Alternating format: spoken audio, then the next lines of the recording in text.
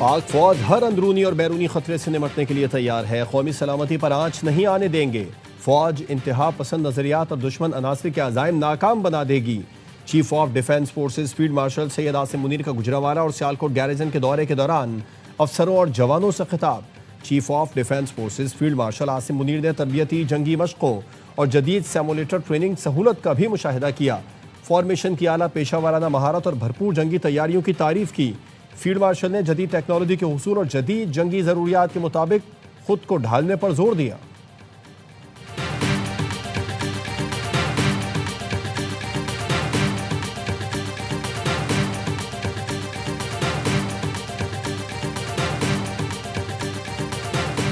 पाकिस्तान माली बहरान से निकल चुका है। इक़्तिदार में आए तो दिवालियापन के किनारे पर थे। वज़ीर आज़म का लाहौर में नेशनल रेगुलेटरी रिफॉर्म्स की इफ्तिताही तकरीब से खिताब। कहा, हमने उम्मीद नहीं छोड़ी। आज IMF ने 1.2 अरब की किस्त भी मंजूर कर ली। नया रेगुलेटरी रिफॉर्म बिजली की तेजी से नाफिज करेंगे। सरमायाकारों और ताजिरों को पेचीदा कवानीन और तवील इंतजार से निजात मिलेगी।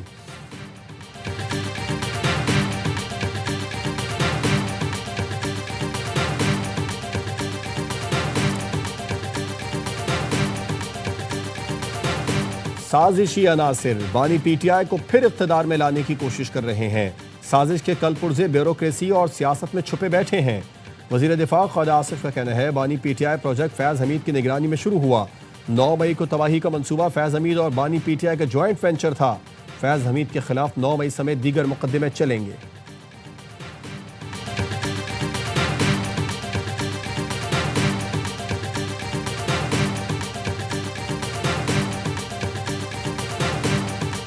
भारतीय प्रोपेगेंडा फिल्म धुरंधर के मुकाबले में मेरा लियारी की रिलीज का ऐलान। सिंध के सीनियर वजीर शर्जील मेमन ने कहा, अगले माह मेरा लियारी रिलीज हो रही है, जो लियारी का असल चेहरा दुनिया के सामने लाएगी। भारतीय फिल्म धुरंधर पाकिस्तान के खिलाफ मनफी प्रोपेगेंडे की वाज़ेह मिसाल है, जिसमें खास तौर पर लियारी को निशाना बनाया गया। लियारी तशद्दुद नहीं बल्कि सकाफत, अमन, सलाहियत और मज़ाहिमत की अलामत है।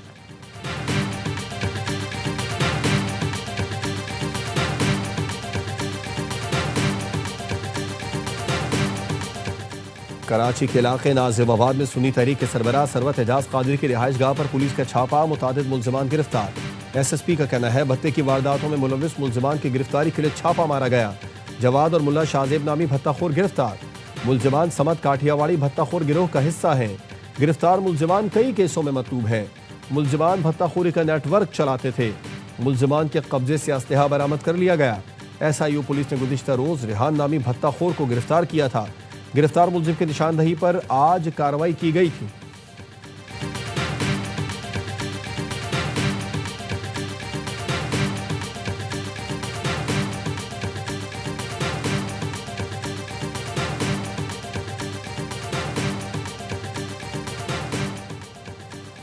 कराची में नेशनल गेम्स के रंगारंग इख्तितामी तकरीब। Chief of defence forces field marshal Syed Asim Munir की बतौर मेहमान खुसूसी शिरकत। आर्मी की चैंपियन टीम को कायदे आजम ट्रॉफी पेश की। बिलावल भुट्टो ने फील्ड मार्शल सैयद आसिम मुनीर को सिंध की सकाफत, टोपी और अजरक पहनाई। ये तीरा में सहूलतों का फुकदान, इंतजामी चैलेंजेस ने नाकिस गवर्नेंस बेनकाब कर दी। IGFC खैबर पख्तूनख्वा नॉर्थ कहते हैं, फितना खवारिज अदम इस्तेहकाम को फरोग दे रहे हैं। मनशियात की स्मगलिंग से पैसा वसूल करते हैं। पूरी आबादी की निगरानी के लिए सिर्फ 3 पुलिस एहलकार हैं। विंग कमांडर कर्नल वक्कास ने कहा, फितना खवारिज मनशियात और भत्ते से इकट्ठी रकम फोर्सेज और अवाम के खिलाफ इस्तेमाल करते हैं। मकामी हुकूमत की नाअहली का फायदा शिद्दत पसंद और जराइम पेशा उठा रहे हैं। इलाके में कोई सरकारी स्कूल या असातिज़ा नहीं। बच्चे स्कूल नहीं जाएंगे तो उनमें शऊर कैसे आएगा। कराची की बिगड़ती सूरत हाल के खिलाफ जमात इस्लामी का धरना। नुमाइश चौरंगी पर कारकुनों की बड़ी तादाद जमा। अमीर जमात इस्लामी कराची मुनम जफर ने कहा, कराची में ट्रैफिक हादसात, ई चालान की लूट मार, स्ट्रीट क्राइम के खिलाफ धरना दे रहे हैं। सूबाई हुकूमत की बेहिसी के खिलाफ शहरी एहतजाज पर मजबूर हैं। पीपल्स पार्टी का काबिज मेयर शहर को हक देने के लिए तैयार नहीं। कोई मंसूबा ऐसा नहीं जिसके मुकम्मल होने की हतमी तारीख हो। कराची के मुख्तलिफ इलाकों में शदीद ट्रैफिक जैम रहा। शार फैसल, न्यू MA जिना रोड, ओल्ड सिटी एरिया में गाड़ियां ट्रैफिक जैम में फंसी रहीं। वजीर आला सिंध का नोटिस, ट्रैफिक की रवानी यकीनी बनाने की हिदायत की।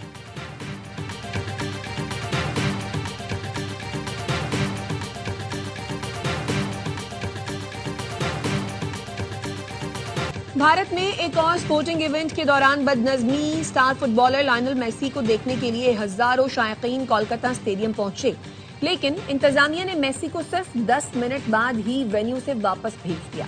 मुश्तइल भारतीय फैंस की स्टेडियम में तोड़फोड़, ग्राउंड में बोतलें फेंकी, शुरका को मुंतशिर करने के लिए पुलिस ने लाठियां बरसाईं। फैंस का कहना था इतने महंगे टिकट खरीदकर मेसी से मिलने आए, लेकिन मेसी के साथ तस्वीरें सिर्फ वुज़रा ने बनवाई, हमें तो मिलने का मौका ही नहीं दिया गया। सदर आसिफ जरदारी से बिलावल हाउस लाहौर में पीपी रहनुमाओं की मुलाकातें। आसिफ जरदारी से गवर्नर पंजाब सरदार सलीम हैदर ने मुलाकात की। गवर्नर पंजाब ने सदर मुमलिकत को पंजाब की सियासी सूरत हाल पर ब्रीफिंग दी। रहनुमाओं ने पीपी को पंजाब में दरपेश मसाइल से सदर को आगाह किया।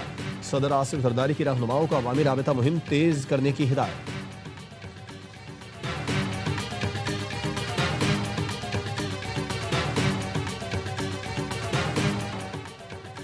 वज़ीर आला पंजाब मरियम नवाज का ट्रांसपोर्ट के शोबे को सनत का दर्जा देने का फैसला। पंजाब हुकूमत और ट्रांसपोर्टर्स के दरमियान तमाम उमूर तय पा गए। ट्रांसपोर्टर्स का फैसले का खैर मकदम। सीनियर सूबाई वजीर मरियम औरंगजेब की ज़ेर सदारत इजलास में गुड्स और पब्लिक ट्रांसपोर्टर्स के नुमाइंदों ने भी शिरकत की। एलामिये के मुताबिक ट्रैफिक ऑर्डिनेंस 2025 में दियत से मुतालिक कोई शिक शामिल नहीं। एक ही जुर्म पर दोबारा चालान नहीं होगा। इलेक्ट्रॉनिक ऐप के जरिए रूट्स पर चालान का अमल रेगुलेट किया जाएगा।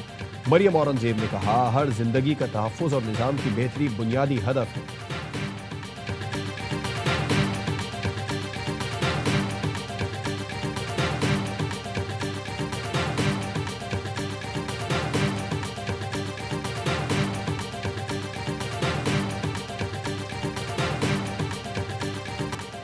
डॉक्टर वर्दा कत्ल केस में डीपीओ एबटाबाद हारून रशीद को जेआईटी से हटा दिया गया। एआईजी सोनिया शमरोज जेआईटी में शामिल। जेआईटी ने गुज़िश्ता रोज 30 से ज़ायद अफराद के बयानात कलम बंद किए। डॉक्टर वर्दा कत्ल केस में पुलिस शोबे तफ्तीश की बड़ी कोताही। डीपीओ के मुताबिक जिस घर में कत्ल किया गया ताहार उसे सील नहीं किया गया। जराए का कहना है डॉक्टर वर्दा अगवा की रिपोर्ट पर पुलिस सबसे पहले मुलजिमा रिदा के जेर तामीर घर गई थी। घर पर ताला होने की वजह से पुलिस ताजिर रहनुमा के घर पहुंची। मुलजिमा का रिश्तेदार ताजिर पुलिस को गुमराह करता रहा। तहकीकात के मुताबिक मुलजिमा रिदा के मुख्तलिफ नामों से 16 अकाउंट्स हैं, जिनके जरिए 70 तोला से जायद सोना बैंकों में रखवाया। मुलजिमा रिदा ने सोना रखवा कर 2 करोड़ रुपए से जायद कर्ज हासिल किया।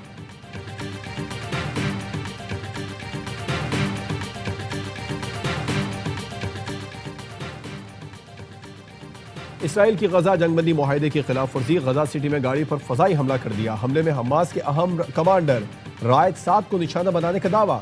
हमले में 4 फलस्तीनी शहीद और 6 जख्मी हो गए। इसराइली फौज का कहना है हमला नेतन्याहू के हुक्म पर किया। रायद साद को ऑपरेशन तूफान अल अक्सा का अहम मंसूबा साज करार दिया जाता है।